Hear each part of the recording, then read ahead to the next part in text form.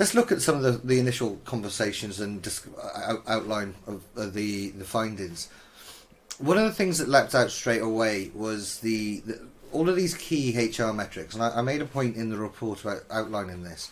There's a difference between a KPI and a standard HR metric or a metric. The KPI has to be aligned, as you touched on, to the wider business aims. And what I saw was, a lot of these top metrics, when we asked our respondents, what were the key metrics that they tracked to measure the success of workforce management, they were very much aligned to the financials. We saw turnover revenue growth, 35%, so revenue growth 65%, and trade turnover 35%. We'll put that graphic on the screen so we can see all the breakdown there. Do you think that a little bit too often, and I did quite a lot of research into this area coming into it, because it wasn't an area that I know as well as, say, the operational side of field service. Do you find that too often the conversation kind of glosses past that link between the wider business success and the financials and what success looks like within a HR department? Do you think that's something that we need to kind of bring to the focus a little bit more, is how they're aligned to driving that wider business success? Just your thoughts on that. All right. Yeah. Let's address this question. Okay. So obviously you can achieve, I would say, your business goals without putting too much of the emphasis on HR level. Okay. You can. But I should ask you, the question: can you do better? If you touching, probably one of the most important assets, which you have, your people. Okay, so people you have in your organization. Okay, and again, we're not talking about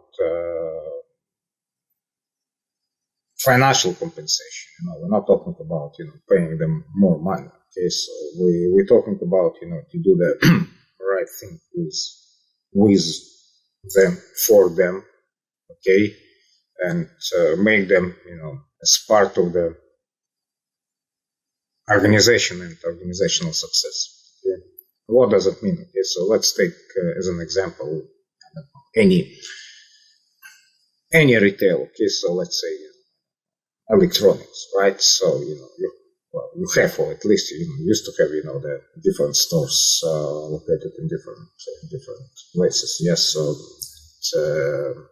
people on the ground, they do what they do. Okay, so they have their KPIs. They have their quota probably, and they were trying to achieve it. Okay, so how it's connected to the entire business, to the, let's say, top level. Yeah. So sometimes they don't care, okay, or maybe they do care, but they're not aware of how it should be run. Okay, so there is very often personal goals, or goals on the ground. There seems to be detached, from or disconnected from overall business goals. Okay? So it probably sounds a bit of simplistic, okay, and naive, but the experience shows that you can do much better, if all your all wheels, in your business are running smoothly, right? So, and employees, they're key. Okay? So if you're able to communicate clear, meaningful goals, which people can understand, and they can sort of be part of the organization, to provide feedback on how it's going, their side. Okay, so to be part of the clear and competitive, internally competitive landscape. Okay, so it definitely will help organization and will help people. Okay, so because how how can you motivate people nowadays? Okay, so give them more money. There should be end to this one. Okay, so make work more fun. Again, a bit of naive. Okay, but to make it competitive, structured, and understandable for everyone. It's this is something what should help. Okay, so clear goals. Okay, clear motivation. Okay, clear career path. Probably. Okay, so be part of the business. Okay, so make people bigger. Okay, at least make them feel bigger within organizations. So that's, I believe, the fundamental point. Okay, so